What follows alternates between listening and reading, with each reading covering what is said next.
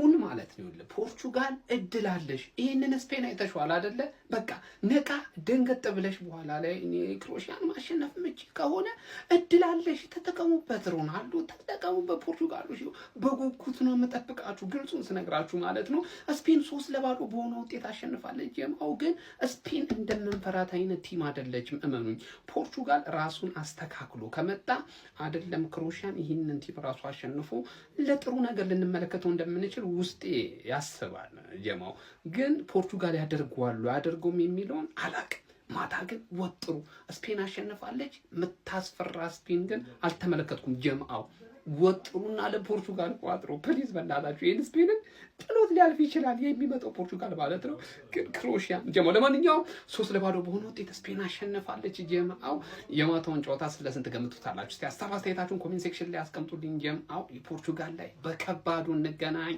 ይመቻችሁ አረ ስፔን ጉደኛ ነሽ ጎበዝ እላፊ ጉደኛ ነሽ ነው ማለት ያሳሳቀ ጨዋታው እኮ ሄደ ኮስትራዮች ይሞክራሉ ተብሎ ሲጠበቅ ቀስ ብሎ 3-0 አልቋል ተረጋግቶ በነገራችን ላይ ጨዋታ ተረጋግቶ ቀስ ሰከን ብሎ 3 ጎል የገባበት ጨዋታውን ያየን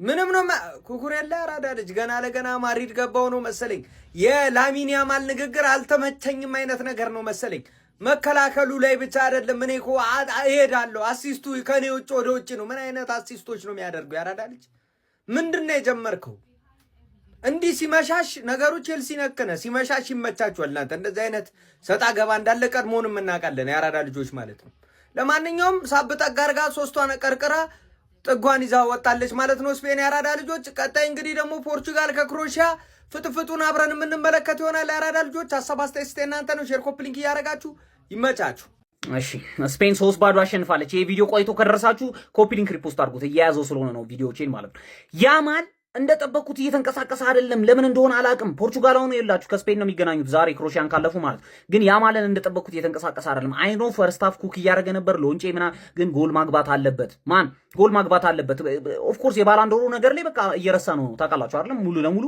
አመቱን ሙሉ የሚገርም ነገር እያደረገ ቢሆንም ለባርሳ ግን አሁን ለስፔን በቃ እየረሳ ነው ወርልድ ካፕ ላይ በደንብ ራሱ ማሳየት ነበረበት አንተ ምን አይነት ጎል ነው ያገባው ሁለቱም ማለት ነው ገብታችኋል ጎልደን ቡቱ ላይ ገብቻለሁ አይደል የሚያማምር ፊኒሺንግ ማለት ነው ሁለቱንም ሎድሪቭን ጠቅጠቅ አረጋላችሁ ይኸውላችሁ ፖርቹጋል ማለት ነው ከስፔን ጋር ስትጋጠም እኔ እርግጠኛ ነኝ ፖርቹጋል ስፔንን ታልፋታለች ምንም ጥያቄ የለውም ለመሰላችሁ ስፔኖች እየተጫወቱ ያለው ጨዋታ በጣም ነው የሚያስጠላው ምንም እየፈሯቸው አይደለም ከነጭራሹ ማለት ነው ኒኮ ዊሊያምስ የላቸው ምናምን ሮናልዶ ጠቅ ነው የምታደርጋቸው እነዚህ ስታገኛቸው ዝም ብለህ ጠቅ ታደርጋቸዋለህ ማንንም እንዳሰብ ፈጣሪ ወይ ፖርቹጋል ቅጥቀጣን ከስፔን ትማርልኝ አሜን ወይ ምንድነው 22 ሹት እንዳይደብራችሁ እንዴ ይሄ በረኛ እንዴ ችሎ ነው 7 ሴቭ ነው ያደረገው ንጹህ እንደዛም ሆኖ አልቻለም ስፔን ከጨዋታ ብልጫ ጋር ኦስትሪያን 3-0 በማሸነፍ ወደ ራውንድ ኦፍ 16 ማለፍ ችላለች። እናም እንግዲህ በራውንድ ኦፍ 16 ፖርቹጋልና ከክሮኤሽያ አሸናፊ ጋር የምትጫወት ይሆናል። አሁን ከሰዓታት በኋላ ሮናልዶ ከሉካ ሞድሪች ጋር ይገናኛሉ። ሌላው የራውንድ ኦፍ 16 ይህን ይመስላል። ፓራጓይ ከፈረንሳይ፣ ካናዳ ከሞሮኮ፣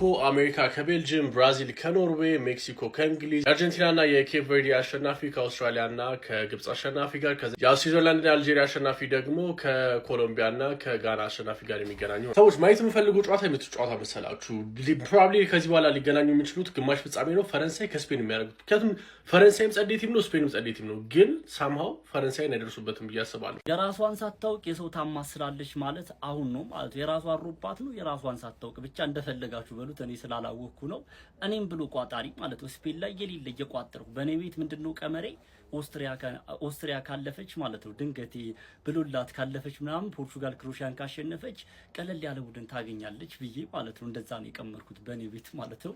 አልሆነም ስፔን የሚገርም በቃ ትክክለኛውን ስፔንና የዓለም ዋንጫው ላይ ይሆናል አይደል መልእክት ያለው ስፔንን ዛሬ ተመልክተናል ብዬ አስባለሁ። ጨዋታው በጣም ጸዴ ጨዋታ ነበረበት። ኦስትሪያ ጭራሽ እንደዚህ አልገመትኳቸውም እኔ ኢቨን የአርጀንቲና ጨዋታ ላይ በደንብ የተሻሉ ነበሩ እና እዚህ ጨዋታ ላይም ጠብቄ ነበር ጸዴ ጨዋታ እንመለከታለን ብዬ ነበር።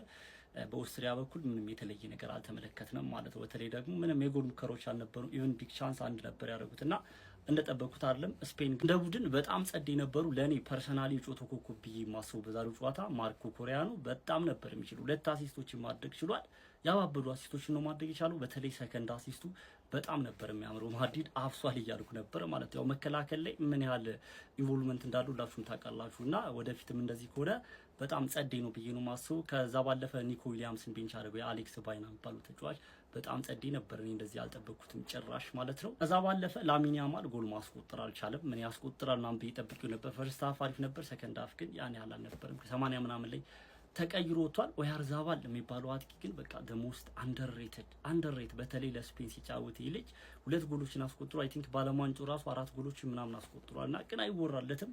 በጣም የሚችል ልጅ ነው። ከሚያገኛቸውን እድሎች ምናምን አይምርም ማለት ነው። እኔ ዛሬ ብቻ አይደለም ሁሉ ጊዜ ለስፔን ምናምን በቃ በጣም ጎበዝ የሆነ ልጅ ነው። ኤኒዌይስ እስኪ ሀሳብ አስተያየታችሁ እንዴት አያችሁት? ኮሜንት ሴክሽን ላይ አካፍሉ። ይመቻችሁ። ስፔን ኦስትሪያን ቀለል አድርጋ 3-0 አሸንፋለች። ወደ 16 ውስጥም ገብታለች። ቀጣይ ተጋጣሚያቸው የሚሆነው እንግዲህ የፖርቹጋልና የክሮኤሺያ አሸናፊ ነው። ሚኬል ኦያርዛባል 2 ጎሎችን አስቆጥሯል። በወርልድ ካፕ ያገባቸውን ጎሎች 4 አድርሷል። ደስ የሚል ቲም ነው የስፔን ቲም። ቀለል አድርገው ነው የሚጮቱት ኳሱን፣ ፓሳቸው ምናቸው በቃ ቀለል ያለ። ይሄ አጥቂያው አስፈሪ የሚባል አጥቂ አይደለም እንደነ ሃላንድ እንደነ ምባፔ፣ ነገር ግን 16-50 ውስጥ ገዳይ የሆነ ጨራሽ የሆነ አጥቂ ነው ሚኬል ኦያርዛባል። 2 ጎሎችን አስቆጥሯል።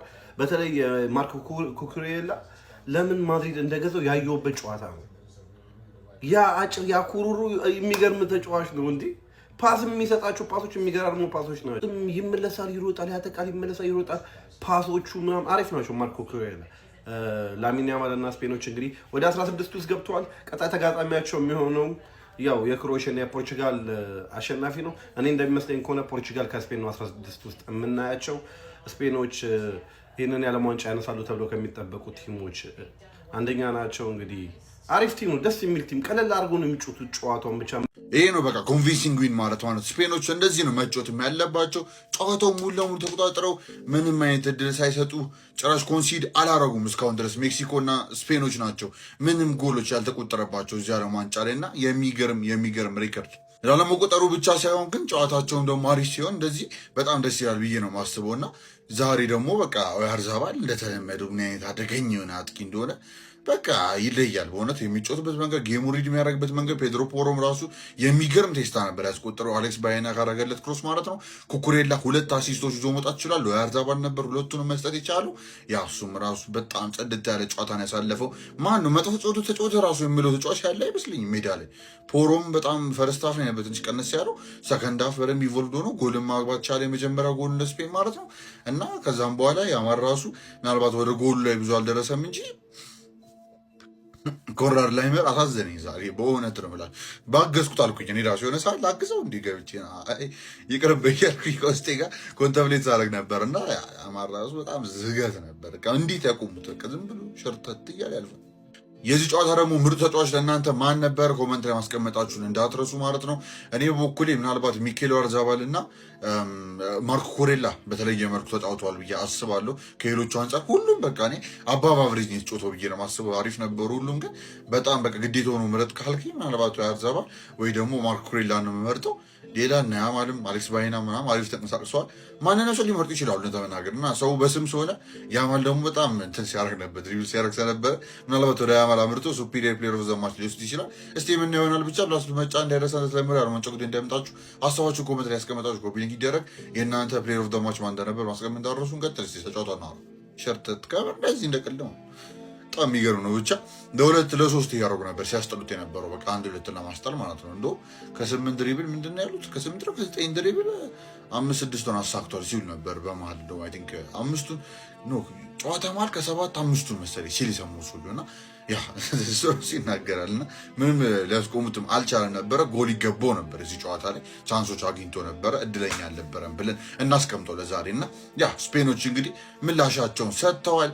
ላሚን ያማል ትናንትና እንደተናገረው ከኛ በላይ ማንም የለም፣ ከስፔን በላይ ማንም የለም፣ እሱን ደግሞ ስንገናኝ እናሳያለን ብሏል። ዋክ ደ ቶክ ያማል እኔ ውስጥ ዋክ ደ ቶክ እስከ መጨረሻው ይኬዳል ድረስ ይበላል ነው ለሲ እኛ ደስ እያለን ነው የምንመለከተው። ይደረጋል አይደረግ የሚለውን ጉዳይ ያ ስፔኖች እንግዲህ ሎኪን እያደረጉ ነው። ከዚህ በኋላ ላለው አሌክስ ባይና ቦታው አሪፍ ይመስላል። ፔድሪ ሮድሪ ምንም የተለመደ ነው። ዳኒ ኦልሞ በጣም ጽድት ያለ ጨዋታ ነው ሲያሳልፉ የነበረው ማለት ነው። ያ ስፔን አር ዴንጀረስ አዝ ኦቪየስ ምንም አዲስ ነገር የለውም በጣም ኦቪየስሊ ማለት ነው። ያው እንግዲህ ስፔን በፖርቹጋልና የክሮኤሽያን አሸናፊ የምታገኘናል። ከፖርቹጋል ጋር እንግዲህ ፕሮባብሊ ትገናኛለች ተብሎ ይገመታል። ያው ከዛ ከስቲ ደግሞ አይተን እንቀጥላለን ማለት ነው። ቀጣይ እስክንገናኝ ድረስ አለማንጫ ጉዳይ እንዳንጣሱ ፕላስ መጫ እንዳይረስ ሀሳባች ኮንታ ያስቀምጣችሁ ኮፒ ሊንክ ይደረግ። ይመቻችሁ።